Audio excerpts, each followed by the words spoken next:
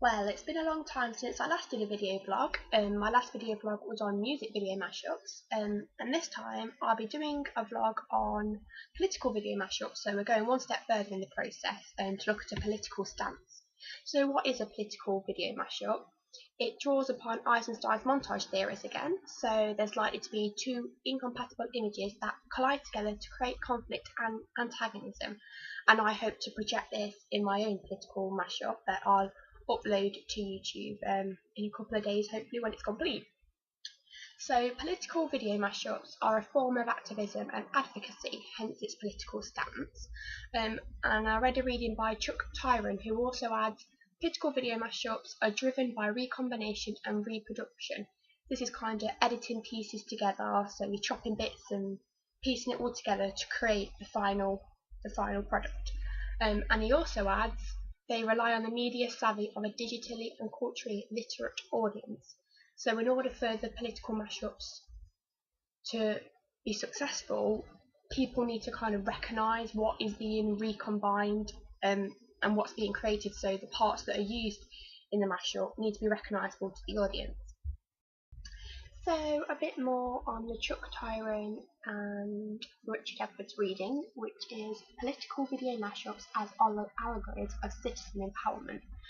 And so there's this idea that political video mashups are citizen-generated content. So anyone can do it if they know how. All I'm using is Windows Media Player, which was already installed on my laptop.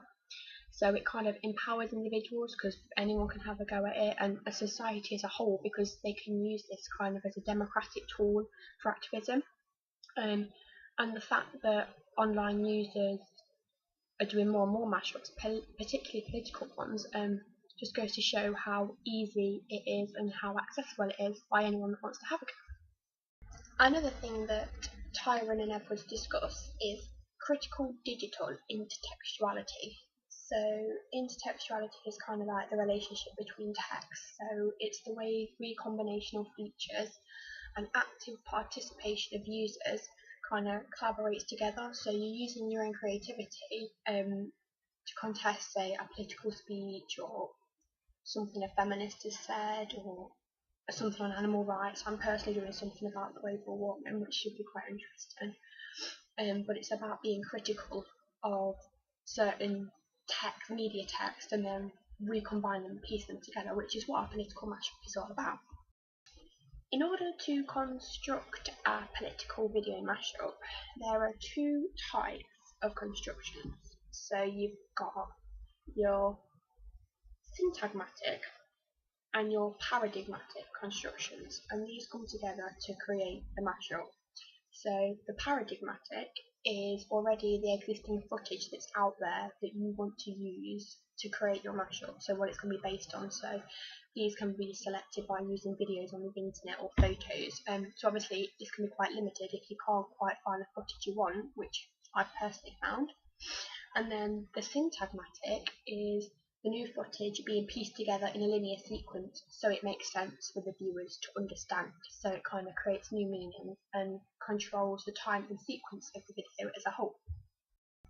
So from their reading, you kind of gather that it is fairly easy to make a political video mashup, and they talk about a technological tsunami, which I found quite scary, because we've seen how technology has kind of destroyed the print newspaper. Newspapers tend to be mostly popular online now, so it's scary to think that perhaps technology could even kind of have the power to replace traditional political practices.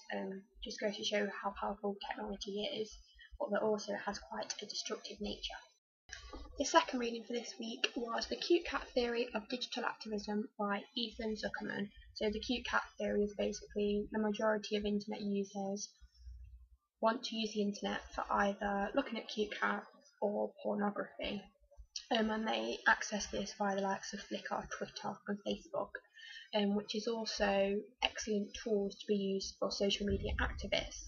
So if the government tried to shut down these social media sites because of the activists, then there'd be an outcry for all the people also looking at cute cats and pornography. So governments can't really shut down these platforms because they're so popular. So that's the cute cat theory. Zuckerman backs up this technological tsunami theory, and he uses a quote that says, "Any sufficiently advanced read-write technology will get used for activism." So again, it's this ease of creating and ease of sharing user content.